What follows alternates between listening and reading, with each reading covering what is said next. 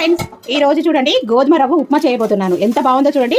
పొడి పొడిలు ఆడుతూ పిల్లలు పెద్దలు ఎంతో ఇష్టంగా తినే ఎప్పుడు బొంబాయి రవ్వ ఉప్మా కాకుండా గోధుమ రవ్వ ఉప్మా ఏ విధంగా చేసుకోవాలో వాటికి కావాల్సిన ఇంగ్రీడియంట్స్ ఏంటి, ఇంట్లో ఉండే వాటితో సింపుల్ గా చేసుకునే గోధుమ రవ్వ ఉప్మా మీకు నచ్చిన చట్నీతో అయినా సరే కారపొడులతో అయినా చక్కగా ఎంజాయ్ చేయొచ్చు, లేదంటే ఉట్టిగా అయినా తినొచ్చు. కమ్మడి గోధుమ రవ్వ ఉప్మా ఏ విధంగా చేసుకోవాలో వీడియోలో చూసేద్దామా రండి. Friends, welcome to Varalakshmi Podarillu. ఇది చూడండి గోధుమ రవ్వ. ఈ గోధుమ రవ్వతో ఈ రోజు మనం కమ్మడి ఉప్మా చేసుకుందాం. ఎప్పుడు బొంబాయి రవ్వ ఉప్మా కాకుండా ఈ గోధుమ రవ్వ ఉప్మా చేసుకుంటే చాలా టేస్టీగా ఉంటుంది. వాటికి కావాల్సిన పదార్థాలు ఏందో ఏ విధంగా చేయాలో మీకు ఇప్పుడు చూపిస్తాను. ఒక్కసారి నేను చెప్పిన విధంగా చేసుకొని తినండి, మళ్ళీ మళ్ళీ చేసుకొని తింటారు, అంత కమ్మగా ఉంటుంది. వాటికి కావాల్సిన పదార్థాలు సింపుల్ ఇంగ్రీడియంట్స్. మీరు జీడిపప్పు కూడా వేసుకోవచ్చు. ముందుగా కావాల్సినవి శనగపప్పు, పల్లీలు, పచ్చిమిరపకాయలు, కరివేపాకు, ఉల్లిపాయలు, అలాగే టొమాటోలు, జీడిపప్పు, క్యారెట్, బీన్స్ ఇవన్నీ వేసుకోవచ్చు. నేను ఓన్లీ సింపుల్ గా చేసుకునే గోధుమ రవ్వ ఉప్మా చేయబోతున్నాను. ముందుగా ఎలా చేసుకోవాలో చూసేద్దాం రండి. ముందుగా స్టవ్ మీద ఒక ప్యాన్ పెట్టేసి వేడైన తర్వాత గోధుమ రవ్వను నూనె లేకుండా చక్కగా వేయించుకోవాలి. చూడండి, ఈ విధంగా వేయించుకోవాలి.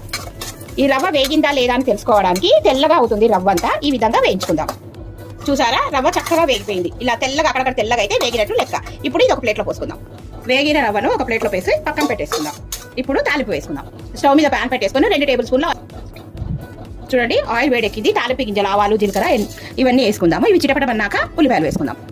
చూసారా, చిటపటమంటున్నా. ఇప్పుడు ఎండుమిర్చి, తర్వాత పప్పులు వేసుకుందాం. శనగపప్పు, పల్లీలు ఇవి కొద్దిగా వేగినాక ఉల్లిపాయలు వేసుకుందాం. కొద్దిగా వేగాలి ఇవి వేగినాయండి. ఇప్పుడు పచ్చిమిరపకాయలు, ఉల్లిపాయలు, అలాగే కరివేపాకు వేసి వేయించుకుందాం. ఇప్పుడు ఉల్లిపాయలు అన్నీ మెత్తగా అయిపోయినాయి కదా, టమాటాలు వేసుకుందాం. టమాటాలు వేసి మగ్గనిద్దాం. రుచికి తగినంత ఉప్పు వేసుకుందాం. ఒకసారి కలిపేసుకుందాం. ఇప్పుడు టమాటాలు మగ్గిపోయినాయో చూద్దాం. వావ్, టమాటాలు మగ్గిపోయినాయి చూడండి. ఇప్పుడు మనం ఈ గ్లాసు బొంబాయి రవ్వ తీసుకున్నాం కదా, గ్లాస్ బొంబాయి రవ్వకు 2 గ్లాసుల గోధుమ రవ్వకు 2 గ్లాసుల నీళ్లు పోసి మరగనిద్దాం. మరిగినాక మనం ఇప్పుడు వేయించుకున్న రవ్వ వేద్దాం. మరగనిద్దాం, మూత పెట్టేసుకుందాం. రవ్వ మరిగిందేమో చూసేద్దాం. ఎసురు మరిగిందేమో చూసేద్దాం. చూడండి, ఎసురు మరుగుతున్నప్పుడు వేయించుకున్న రవ్వ వేసి బాగా కలుపుకొని ఉడికేంత వరకు మూత పెట్టేసుకోవాలి. ఇంతేనండి, చాలా ఈజీగా కమ్మనయ్యిన గోధుమ రవ్వ ఉప్మా రెడీ అవుతుంది. చాలా బాగుంటుంది. పిల్లలు పెద్దలు ఎంతో ఇష్టంగా తింటారు. ఒక్కసారి నేను చెప్పిన విధంగా ట్రై చేయండి, మీకు కూడా చాలా నచ్చుతుంది. ఇదంతా ఉడికేంత వరకు సిమ్లో పెట్టేసుకొని మూత పెట్టేసుకుందాం. ఒక 2 నిమిషాల్లో ఉడికేస్తుంది. ఉప్మా ఉడికిందేమో చూసేద్దామా. వావ్, చూడండి చక్కగా మగ్గుతుంది కదా. ఇంకా ఈ నీరంతా ఎగిరిపోయేంత వరకు సిమ్లో పెట్టేసుకొని కలిపేసుకుందాం. కమ్మనైన గోధుమ రవ్వ ఉప్మా. ఓకేనా, ఈ నీరంతా ఎగిరిపోయేదాకా సిమ్లో పెట్టేసుకొని మూత పెట్టేసుకుందామండి. ఇప్పుడు ఉప్మా రెడీ అయిందేమో చూద్దాం. వావ్, చూడండి దగ్గర పడి ఎంత చక్కగా ఉడికిపోయిందో.